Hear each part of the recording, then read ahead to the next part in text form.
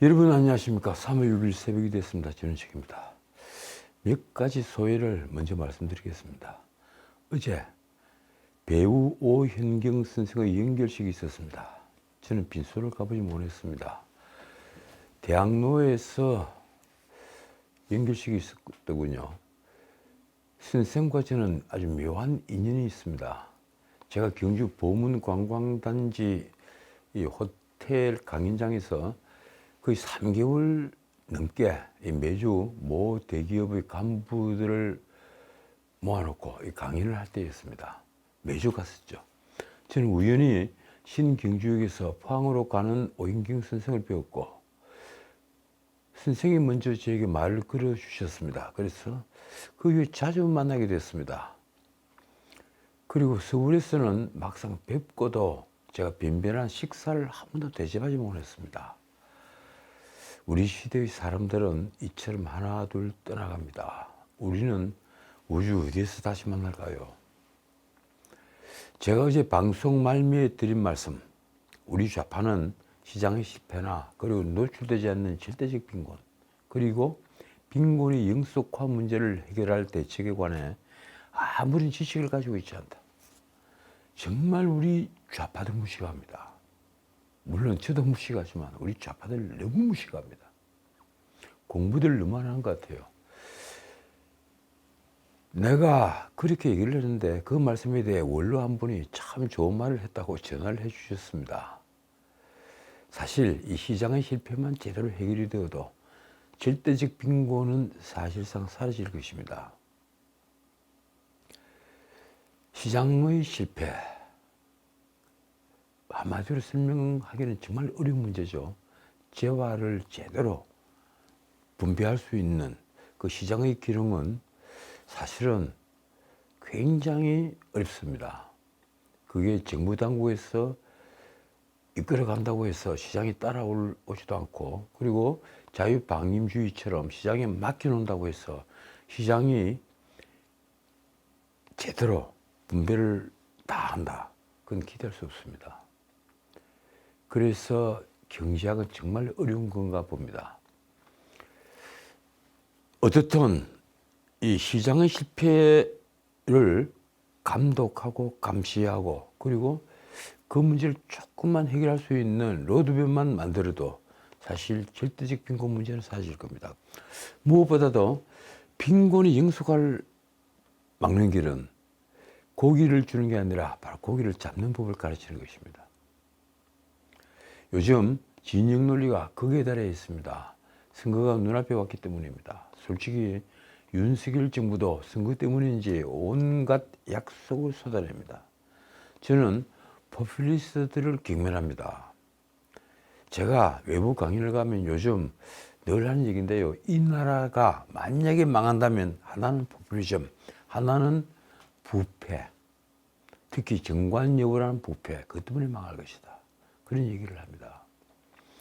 저는 정말 포퓰리스트들을 경멸합니다. 제가 기본소득, 기본금융, 기본주택 같은 그런 포퓰리즘 정책을 마구 내놓던 이재명을 비판한 것은 그 돈이 우리가 내는 세금이거나 우리가 갚아야 할 빚이기 때문입니다.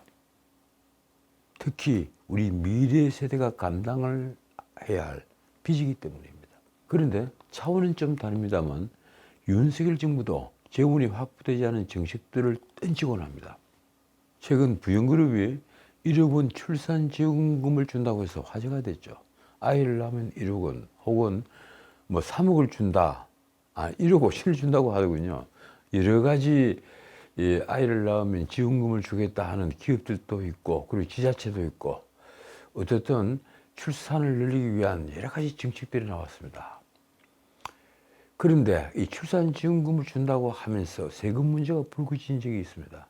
윤석열 대통령은 5일 광명시 아이펙스 스튜디오에서 청년의 힘으로 도약하는 대한민국, 이 주제로 열린 17번째 민생토론회에서 이렇게 말했습니다. 기업이 지급하는 출산지원금은 전액 비과세해서 기업의 부담을 덜어주고 더 많은 근로자가 혜택을 받을 수 있게 하겠다. 출산장려금을 근로소득으로 간주를 할 경우에 이 소득공제를 통해 세부담을 줄이고, 그리고 출산장려금을 근로소득이 아니라 이 증여로 볼 경우에는 기업의 비용 처리를 허용해서 법인세 부담을 줄이겠다는 법안입니다. 청년층의 결혼, 출산 부담을 줄이려고 한부모 가족 양육비 선지급제, 양육비를 선지급하는 그 제도를 또 단계적으로 도입한다고 합니다. 윤 대통령이 직접 말했습니다. 홀로 아이를 키우는 한부모 가정이 많이 늘었다. 이 양육비 문제로 어려움을 겪는 분들이 적지 않다. 윤 대통령은 또 국가 장학금 제도를 대폭 확대해서 전체 200만 명의 대학 재학생 가운데 현재 100만 명이 받는 국가 장학금 수혜 대상을 150만 명까지 늘리겠다고 했습니다. 참 재밌죠? 전체 대학생 숫자가 200만 명입니다. 그런데 지금 한 학년 숫자가 이제 40만에서 30만으로 줄고 있습니다. 그러면 대학교가 4년이지 않습니까? 우리나라 대학 다 곱하기를 해도 120만 명밖에 되지 않습니다. 그럼 80만 명은 학교에 학생이 없다는 얘기입니다. 어떻게 해야 할까요? 자, 어쨌든 학교 안팎에서 학교와 생활비를 벌 수 있도록 근로장학금도 대폭 확대할 것이며 지원 대상을 작년 12만 명에서 내년에는 20만 명까지 늘리겠다고 했습니다. 그리고 주거장학금도 신설해서 연간 240만 원까지 지원합니다. 이러니까 이제 집이 없다, 아니 학비가 없다, 뭐 이래서 공부를 못 하겠다 하는 경우는 거의 사라진다고 봐야 합니다. 그런데 제가 늘 걱정하는 것은 재원입니다. 그리고 또 하나 걱정, 바로 균등한 혜택입니다. 누구는 1년 내내 땀 흘려 일해 세금을 내고 누구는 1년 내내 놀면서 그 세금으로 생활을 한다면 그 이유가 타당하지 않다고 느낄 경우 열심히 일하는 납세자가 받는 참 불공평하다 하는 느낌을 막을 길은 없습니다. 로버트 노직이 이런 얘기를 했죠. 하루에 8시간 일을 해서 내가 가령 1,000만 원을 버는데 500만 원을 세금을 낸다. 그러면 나는 팽팽 놀고 있는 사람에게 정부가 500만 원을 지원해 주기 위해서 하루에 4시간씩, 그리고 하루에 8시간 일하잖아요. 하루에 그 절반인 4시간씩, 세금 내는 4시간씩 강제 노동을 당하고 있는 것과 같다. 이게 바로 로버트 노직의 이론입니다. 그 말에 누가 쉽게 반박을 할 수 있겠습니까? 그렇지 않습니까? 우리가 살아가다가 정말 불운하고 열심히 일하는데 우연히 나쁜 일을 당하고 재수가 없다고 그러죠. 그리고 똑같은 가게를 하는데 누구 집에는 줄을 서서 손님이 있고 누구 집은 8일을 하려고, 그래서 또 살아가기 곤란해지고, 이런 경우는 사실 도와줘야 합니다. 하지만 배짱이를 위해서 개미가 1년 내도록 노동을 해서 도와줄 수는 없지 않겠습니까? 자, 다른 문제 짚겠습니다. 어제 이재명은 지지율 추락과 사천 논란에 가짜뉴스에 속지 말라며 발끈했습니다. 어제 여러 가지 신문기사를 보니까 이재명의 심기가 어제 무척 불편했던 것 같습니다. 그럴 수밖에 없겠죠.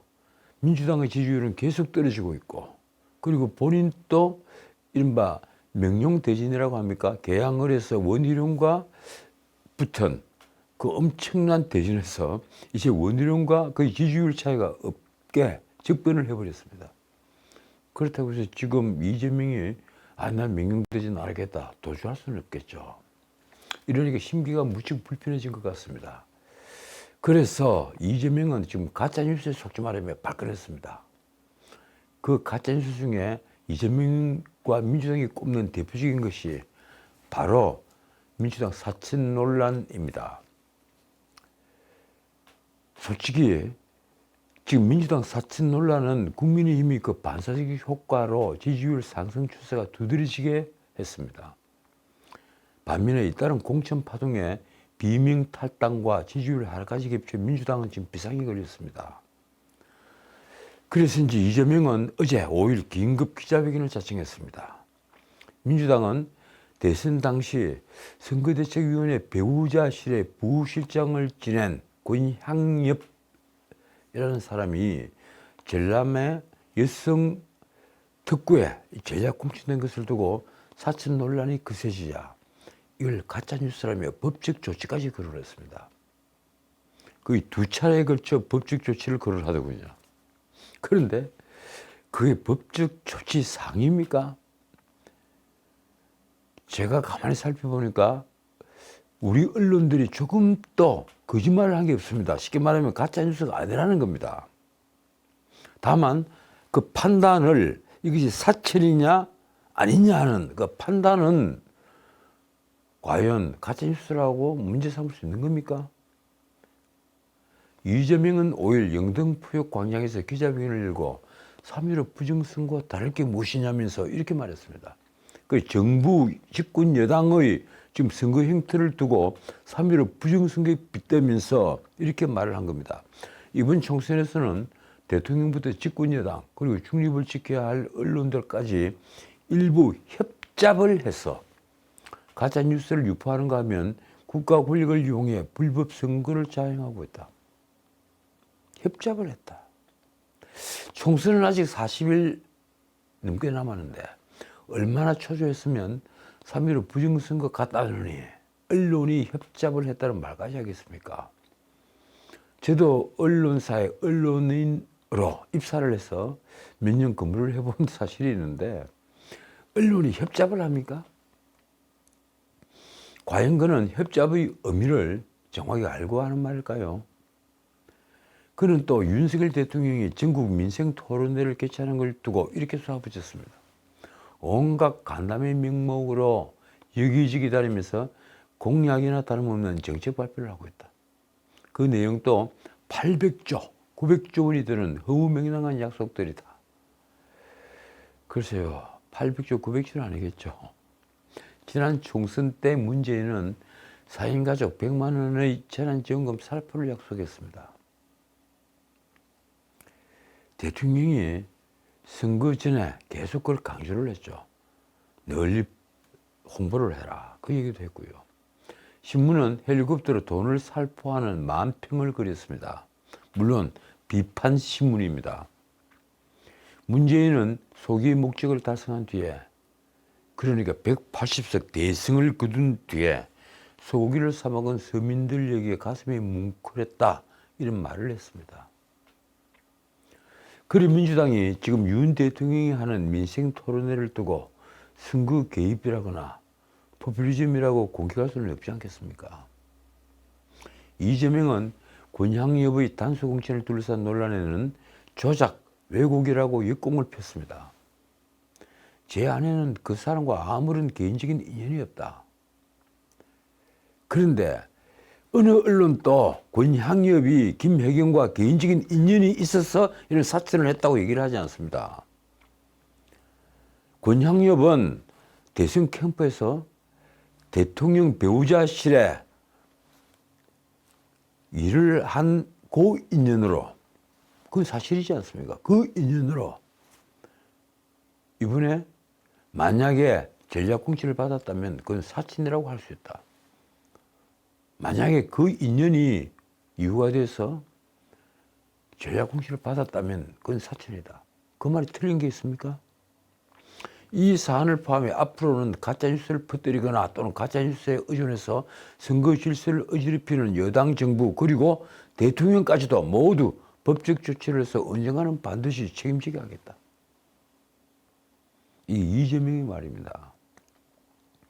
얼마나 급했으면 이런 표현을 썼겠습니까? 한편 이재명은 어제 국민의힘에 입당한 김영주의 지역구인 영등포갑에서 전략 공천된 친명 최연일 전 영등포구청장의 선거운동을 벌였습니다.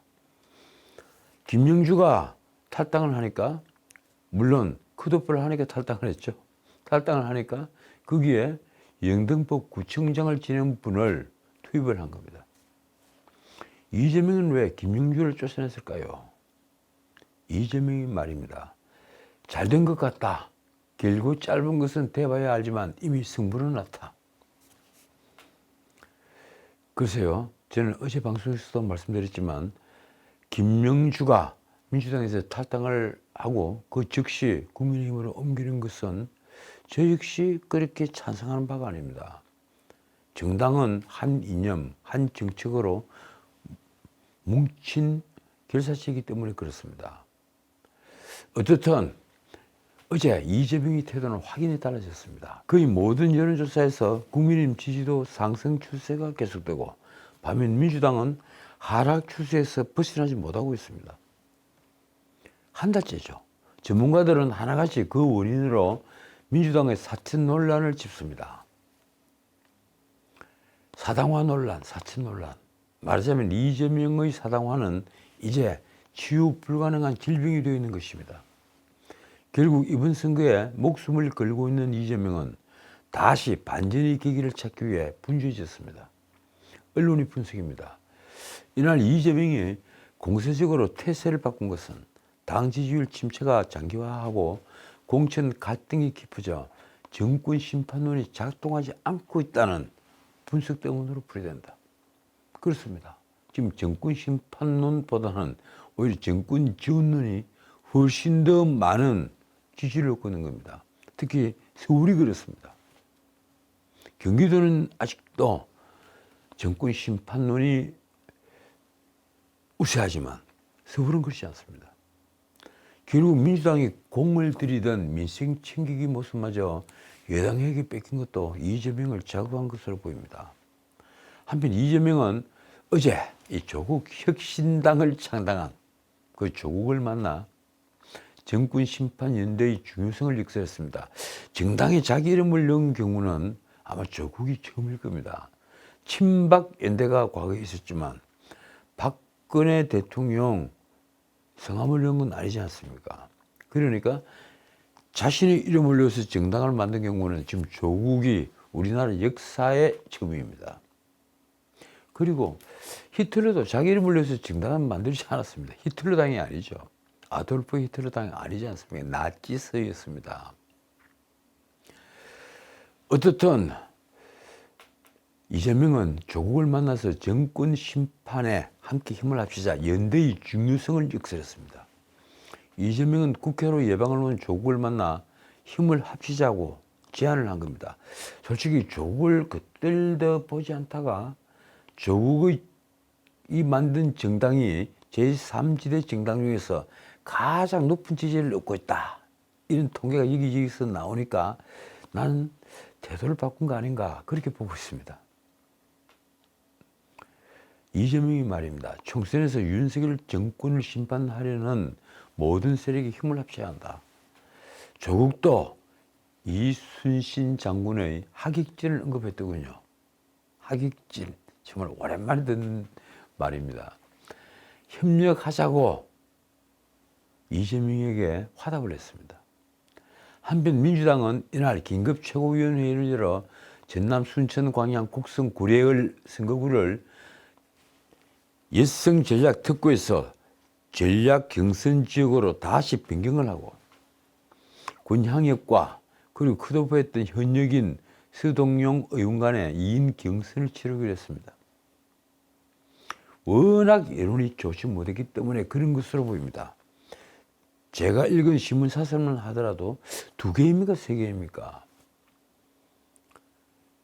그 신문 사설들이 이걸 사칭이라고 했다고 해서 신문 사설을 쓴 논술위원과 신문사를 고소를 할 겁니까? 앞서 권향엽은 사천 논란이 일자 제자 공천 대신에 경선에 임하겠다는 입장을 냈습니다. 이 부분을 좀 더 자세히 살펴보면 이렇습니다. 이 국민의힘 비대위원장 한동훈이 바로 이 권향엽의 공천을 두고 한 말이 있죠. 입이 쭉 벌어지는 공천, 사천의 끝판왕 이런 말을 했습니다. 그렇게 말을 한 권향엽의 민주당 사천 논란은 세인의 눈이 따가웠는지 다시 한번 이번에 바뀐 겁니다. 원래 지난 대선 캠프에서 이재명의 아내 김혜경의 수발을 들었다고 했어. 이걸 갖고 민주당이 지금 시비를 거니까 저도 표현을 좀 바꾸겠습니다. 김혜경이 수발을 들었다는 것보다는 김혜경 아래 보좌를 하는 뭐라고 해야 합니까? 거기에 일을 했다고 해서 멀쩡한 현역 의원을 이유 없이 컷오프하면서 벌였던 권양엽의 전략공천은 이제 철회가 됐습니다. 현역 수동용과 경선을 하게 되어 수동용은 문자 그대로 죽다가 살아난 형국이 됐습니다. 어쨌든 민주당은 5일 사천 논란이 불거진 전남 순천 광양 곡성 구례을 지역에서 권양엽의 전략공천을 취소를 하고 아까 말씀드린 대로 수동용과 경선을 치르기로 했습니다. 원래 민주당은 3월 1일 밤에 심야 비공개 최고위원회의에서 권양엽의 전략 공천을 결정했죠. 수도권도 아닌 민주당 텃밭 호남에 이례적으로 전략 공천을 준 데에는 다른 이유가 있는 것 아니냐 하는 말이 무성했습니다. 누가 보더라도 이상해서니까 말입니다. 그러다가 사천이라는 논란이 확산되고 당의 이미지가 크게 훼손되면서 이재명은 결국 더 버티지 못하고 어제 오후 긴급 최고위원회를 열어 권양엽의 전략공천 사안을 논의한 뒤에 다시 경선으로 바꾸기로 한 것입니다. 한민수 대변인의 말이 이렇습니다. 권양엽 후보 본인이 당에 대한 애정으로 경선에 당당히 응하겠다는 입장을 밝혔고 이를 최고위에서 받아들인 것이다. 민주당은 허위사실을 유포하고 민주당 공천을 표명한 혐의에 대해 한동훈 국민의힘 비대위원장과 일부 언론을 고발하겠다고 했습니다. 글쎄요. 그거 과연 고발 사항이나 되는 겁니까? 이재명이 어제 오후 기자들에게 한 말이 이렇습니다. 사천을 했다는 이런 가짜뉴스가 보도되고 있다. 기가 막히다. 이재명은 권양엽이 민주당에서 근 30년 근무한 당직자이고 문재인 정부 대통령실에서 근무한 비서관이라고 했습니다. 다시 이재명의 말입니다. 이재명의 아내와 아무런 사적 인연도 없는데 비서라고 따옴표까지 쳐서 보도하고 사친이라고 공개할 수 있느냐. 제 아내는 그 사람과 아무런 개인적 인연이 없다. 그러니까 더더욱 문제가 되는 것 아니겠습니까? 대선 캠프에서 배우자실에 근무를 했다는 인연은 사실이지 않습니까?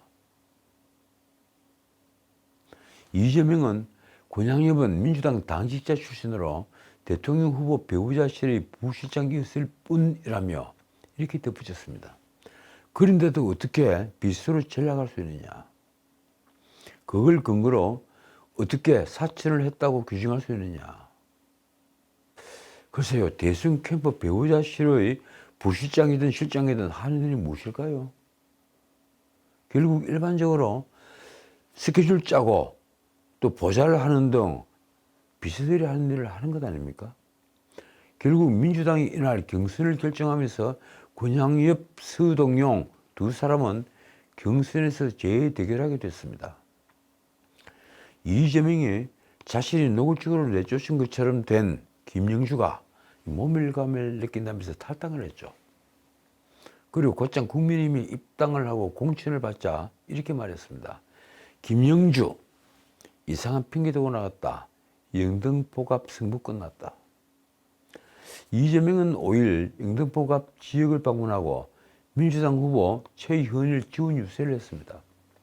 그러면서 김영주를 이렇게 폄하했습니다. 우리가 최 후보를 단수 추천하지 않고 김영주가 경선에 붙였어도 느슨하게 이겼을 것이다. 그런데 김영주가 이상한 핑계를 대고 나가는 바람에 조금 싱거워졌다.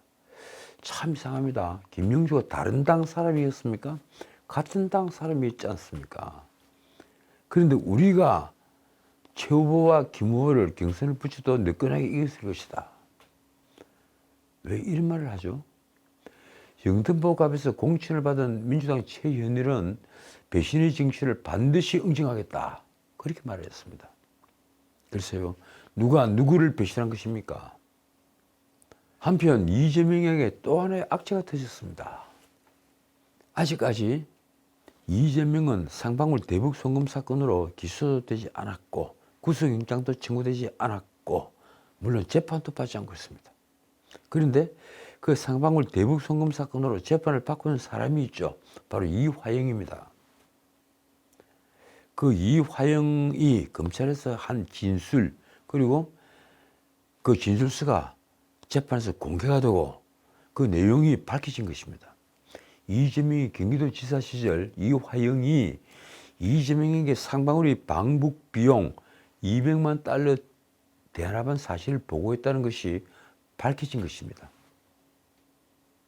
상방울 불법 대북 송금 사건 핵심 피의자인 이화영 전 경기도 평화부지사는 당시 경기도지사였던 이재명에게 상방울 그룹의 방북 비용 대납을 보고했다는 검찰 진술서 내용이 5일 법정에서 공개가 된 것입니다. 이화영은 작년 검찰 조사에서 이렇게 진술했습니다. 상방울 김성태가 방북 비용을 알아서 전부 처리해 주는 것으로 알고 있었고 이에 대해 이재명에게 보고했다.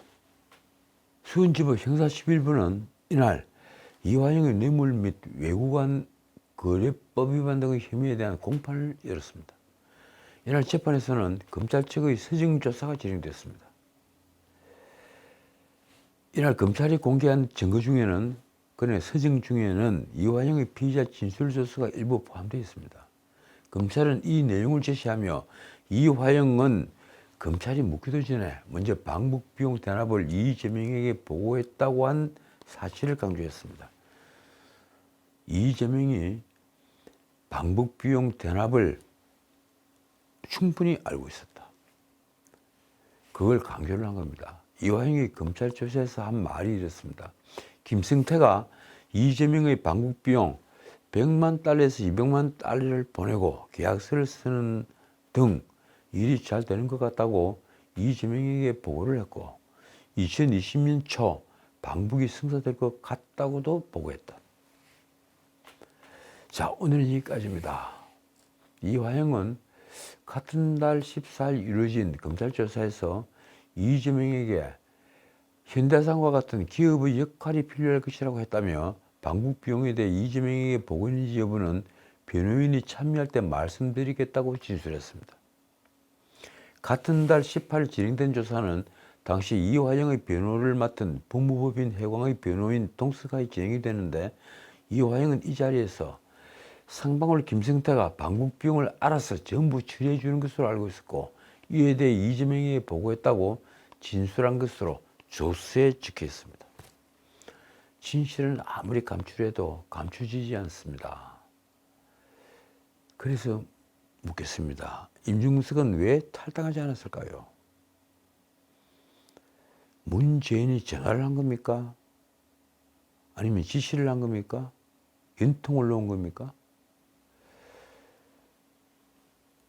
이재명이 추락을 한 뒤를 기대를 하고 탈당을 하지 않고 있는 것입니까? 지금까지 전식이었습니다.